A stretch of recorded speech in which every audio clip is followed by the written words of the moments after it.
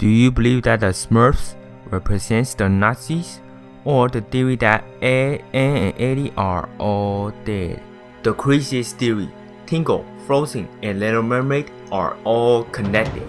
As crazy as it may sound, after you hear all the evidence, you will make all sense. So let's get on to it. Connie presents the top 10 childhood conspiracy theories, Creepypasta. Number 10. Samurai Jack and the Powerpuff Girls are in the same universe. The evidence to support the theory is how Professor and the Samurai Jack look really alike, and the sign that advertised the dog food, both of them appear in the show. Coincidence? I think not. This is what I think what happened to the Powerpuff Girls and the Samurai Jack. So maybe the Powerpuff Girls took a selfie and posted it on Instagram, and I leave a comment, "You two girls look pretty," and I grab some popcorns, and they started fighting. The Powerpuff Girls started bam bam bam, and then they were about to destroy the earth. So Professor, being the good guy, so he tried to save earth. He injected some chemical into himself and become the super samurai, try to save the earth once again. Who agrees with me? Who agrees? Who agrees with my theory?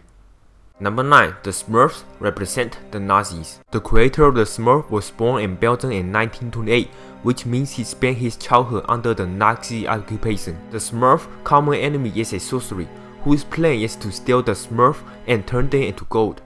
With his big nose and the money-hungry attitude, he could be Jewish stereotype. Also, the Smurf are wearing all white, except for Papa Smurf.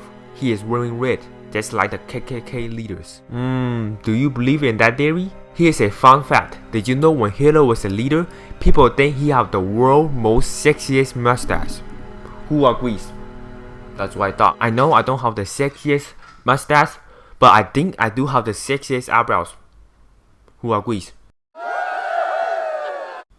Everybody, thank you. Number 8. SpongeBob SquarePants and the 7 Deadly Sins. Sloth is Patrick. Sloth is the sin of laziness or unwilling to act. Obviously, this is Patrick. He lay under a rock all day and doesn't really do anything. Wrath is Squidward. Wrath involves feeling of hatred and anger. Squidward hates his life, usually hates SpongeBob, and he is pretty much angry all the time. Mr. Krabs is obviously greedy and desire for money. How could Greedy not be Mr. Krabs? He actually sang about the power of greed in selling out episode.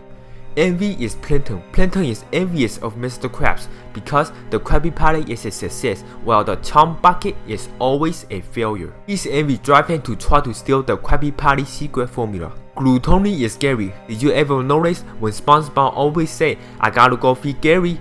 Gary even wants to run away from home because he forgot to feed him. So this scene fits perfectly with Gary. Pride is Sandy. Sandy actually takes a lot of pride in who she is and where she comes from. Take pride in the fact that she came from Texas and she's a land creature. One evidence to support it is in the episode of Pressure, where she tried to prove that land creatures are better than sea creatures. And the last one is lust, which is SpongeBob. Definition of lust is excessive love of others. This describes SpongeBob very well. He always tries to help others and try to make other people happy. If anything is true about SpongeBob is he loved everyone around him. I'm not gonna lie, SpongeBob was the first cartoon I ever watched when I arrived in America. And till this day, I still believe SpongeBob is real. Talk to me, boy. Number 7. Winnie the Pooh. Everyone is an example of a common psychiatric disorder. Winnie the Pooh has an eating disorder, explains why he always eats honey. Piggy has anxiety, constantly afraid of everything. Tiger has ADHD, can't concentrate well. Rabbit have LCD, disorder that causes excessive thought. Eeyore has depression, which explains why he is always down and gloomy. Owl has narcissistic personality disorder, which believes that he is the smartest animal in there. Christopher Robin is the only human who can see and communicate with all of them. I just went to the doctors and they told me I have narcissistic personality disorder because I think I am the smartest human on earth. Why? Because I'm Asian. Number 6. Anna and Elsa are all dead. The evidence to support the theory is that their skin is yellow and they have green tongue, which is not normal. Another weird thing about this series is that adults are strictly avoided, which I find kinda weird. The theory also proposed that each kid died in different time frames. That explains why in one episode Eddie was using a typewriter and then another episode Eddie was using a computer. It also suggested that the Kane sisters are the only real people in this cartoon. They are considered demons because they show up everywhere. Number 5. Pokemon Theory. Ash is in a coma. Do you remember at the beginning of the episode when Ash was hit by lightning? Well, at that point, everything happened in his mind. If you watch the cartoon often, you'll notice that he never aged. And every time he sees the same Nurse Joy and Officer Ginny. So do you guys kinda believe in this theory that Ash got an electronic shock and the whole 700 episode was all happening in his mind? That's just crazy. Number 4. The kids from the Magic School Bus grow on to be the kids from the Captain Planet. Magic School Bus is definitely one of my favorite cartoons, and these kids always go on crazy adventures, right? Did you ever wonder what happened to these kids when they grow up? One theory is that they got hold of some magic rings and they started fighting monsters. If you compare the kids from the Magic School Bus and the Captain Planet, they look very similar. It's like Magic School Bus is the childhood version of Captain Planet. Number 3. Aladdin Genie and the salesman are the same people. Remember the narrative frame at the beginning of Aladdin? Well, there is an enormous similarity between the salesman and the genie. First, they are both voiced by Robin Williams. Second, they both wear blue and red socks at the waist. Third, they have the same facial features, bushy eyebrows and a beard that is curved at the end. The biggest sucker is that they are the only two characters that have 4 fingers. The main point of the theory is that the genie is the merchant, and he is trying to sell himself. Wait, you can sell yourself? Well, I would like to sell myself too. I'll be cost $1 million. Since it's back to school, I have a back to school special. I'll be 50% off. I will do your homework for you, and I will help you eat your rice. If you want to buy me, just go to ebay.com/comlee. You will find me. Number 2. The foster home for imaginary friends theory. A cartoon about imaginary friends that live in a house. Those who are familiar with the show knows that there are 3 main humans: Madam Foster, Matt, and Frankie. The theory is that Frankie is just an imaginary friend too. This theory is not that crazy if you think about it. Frankie is just a younger version of Madam Foster. If you look at these two characters closely, they look very similar. The idea behind this is that Madam Foster just imagine a younger version of herself so she can help around the house. When she gets old, she can't really do anything.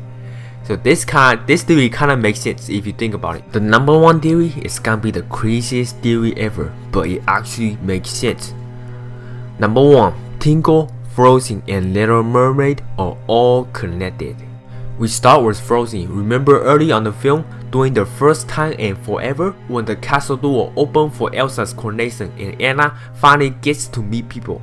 If you look at closely, they're there. It's Rapunzel and Genie from Tingle. And in the story, Frozen did not tell us where the king and the queen of Arendelle were heading. All we know is Anna sending them off with "Let's see you in 2 weeks." We all know what happens to the ship. Guys, what if that sunken ship in the Little Mermaid is actually belong to king and queen of Arendelle? It all makes sense now. I feel so much better. I am enlightened. Alright, thanks so much for watching, guys. Wait. Before you exit the video, please let me borrow 20 seconds of your time.